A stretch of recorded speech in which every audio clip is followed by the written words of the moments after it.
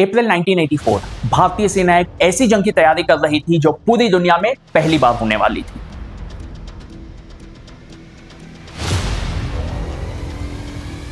इस जंग की खास बात यह थी कि यह सिर्फ दुश्मन से नहीं बल्कि इंसानी हिम्मत और हिमालय की ऊंची चोटियों के बीच थी।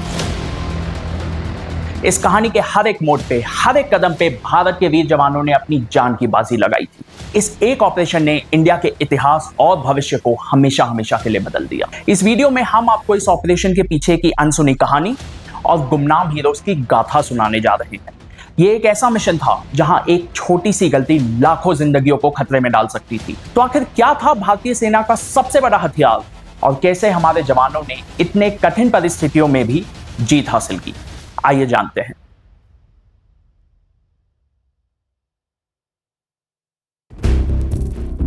नाइनटीन की शुरुआत में भारत और पाकिस्तान के बीच सियाचिन ग्लेशियर के ऊपर टेंशन बढ़ने लगा था। सियाचिन ग्लेशियर, जो कि इंडिया और पाकिस्तान के बीच नेचुरल बाउंड्री का काम करता है, स्ट्रेटेजिकली बहुत इंपॉर्टेंट है क्योंकि यहां से पूरे कैराकोरम रेंज पर नजर रखी जा सकती है। इंडिया ने यह रियलाइज किया कि पाकिस्तान माउंटेनियर्स को सियाचिन का एक्सेस दे रहा है और इनडायरेक्टली सियाचिन की ऊंचाइयों पे अपना दावा ठोक रहा था।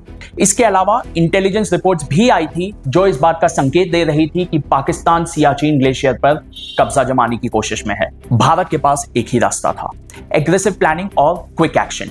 दिसंबर 1983 में इंडियन आर्मी ने अपने प्लानिंग प्रोसेस को एक्सेलरेट किया।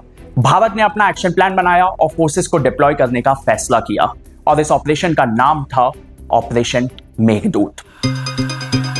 सियाचिन पे सबसे बड़ा दुश्मन पाकिस्तान नहीं बल्कि वहां का वेदर था।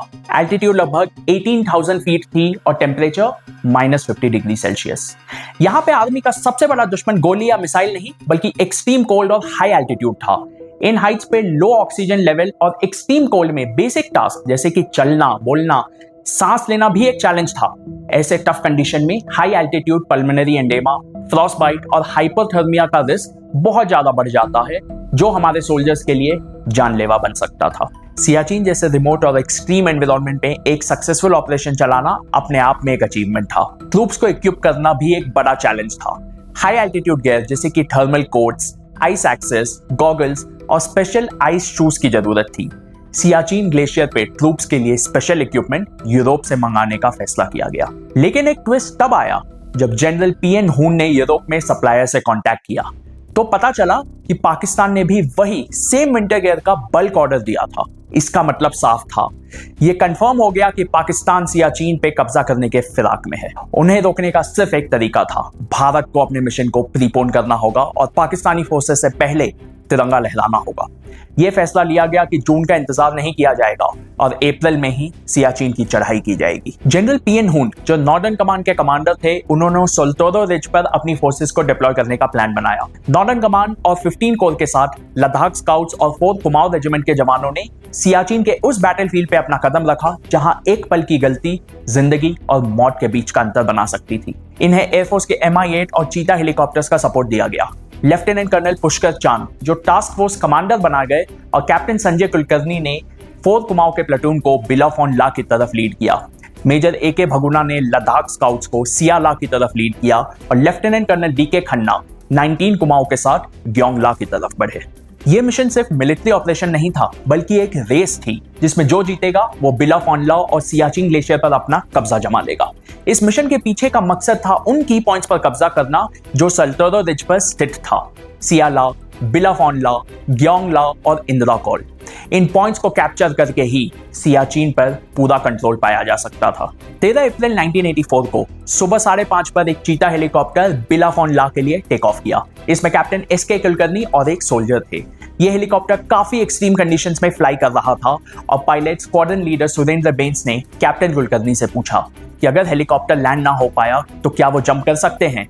कैप्टन कुलकर्णी ने कहा कि हाँ, लेकिन वो ये कैसे कंफर्म करेंगे कि उन्हें स्नो में इमर्स होने का खतरा नहीं होगा। इसके लिए एक सैक नीचे ड्रॉप किया गया और जब ये सेफली लैंड हो गया तब कुलकर्णी और उनके JCO भी नीचे उतर गए। उस दिन का हर एक पल भारत के लिए एक नए इतिहास की दस्तक दे रहा था। स्क्वाड्रन लीडर बेंस ने 17 उड़ानें भरकर 27 सोल्जर को ड्रॉप किया। सुबह 7 बजे तक तिरंगा बिलॉफ ऑन ला पर लहरा रहा था। इस पल ने सियाचिन के उस बैटल ग्राउंड पर भारत की पहली जीत का परचम फहरा दिया ऑपरेशन का पहला टारगेट सक्सेसफुली अचीव हो गया था, लेकिन ये सिर्फ शुरुआत थी। बिला फॉन लापर एस्टैब्लिश होने के सिर्फ 3 घंटे बाद उनका एक रेडियो ऑपरेटर हेप से अफेक्टेड हो गया और उन्हें इवैक्यूएट करना पड़ा। अब कैप्टन कुलकर्णी के पास एक रेडियो था, लेकिन रेडियो ऑपरेटर नहीं। विद इन 48 आवर्स एक और सोल्जर की हाइपोक्सिया के कारण जान चली गई। बचे सोल्जर्स में से 21 सोल्जर सीवियर फ्रॉस्टबाइट का शिकार हो गए थे। अब उनके पास सिर्फ 5 सोल्जर बचे थे जो एनिमी से लड़ने के लायक थे। इन सब के बावजूद बचे हुए सिपाहियों का इरादा एक पल के लिए भी नहीं डगमगाया और उन्होंने बिला फॉन ला को नहीं छोड़ा। पाकिस्तानी फोर्सेस ने 25 अप्रैल, 14 मई और 18 जून 1984 को अटैक करने की कोशिश की, लेकिन हर बार उन्हें इंडियन सोल्जर्स के इस जज्बे का सामना करना पड़ा और हार माननी पड़ी। हर अटैक के बाद भारत ने और भी मजबूती से अपने पोजीशन को कंसोलिडेट किया, जो इनके डिटर्मिनेशन का जीता जागता एग्जाम्पल है। इसके बाद इंडिया ने 20 जून 1984 को सियाला, 23 जून 1984 को ग्योंगला पे अपना कब्जा एस्टैब्लिश कर लिया, जिससे ऑपरेशन मेघदूत एक सफल मिशन के रूप में इतिहास में दर्ज हो गया। ऑपरेशन मेघदूत के बाद भारत ने सियाचिन ग्लेशियर पर अपना परमानेंट कंट्रोल एस्टैब्लिश कर लिया। इस जीत ने भारत को सिर्फ स्ट्रेटेजिक एडवांटेज ही नहीं दिया, बल्कि यह भी साबित किया कि हमारे सोल्जर्स का डिटर्मिनेशन और उनका बलिदान किसी भी मुश्किल को पार कर सकता है। आज भी सियाचिन ग्लेशियर पर जो हमारे जवान तैनात होते हैं, उन्हें उन्हीं एक्सट्रीम वेदर कंडीशंस का सामना करना पड़ता है। ये वीर वो हैं जो अपने परिवार से दूर हर पल हर सेकंड भारत की सुरक्षा के लिए वहां पर तैनात हैं।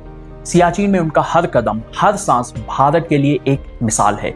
ये जीत सिर्फ एक मिलिट्री विक्ट्री नहीं थी, बल्कि एक ऐसा पल था जिससे हमारी इज्जत और गर्व बढ़ा। आज हम सबको ये याद रखना चाहिए कि यह आज़ादी और ये सुकून इन्हीं जवानों के बलिदान की वजह से है। उनकी हिम्मत और सैक्रिफाइस को हम सभी देशवासियों का सलाम। जय हिंद।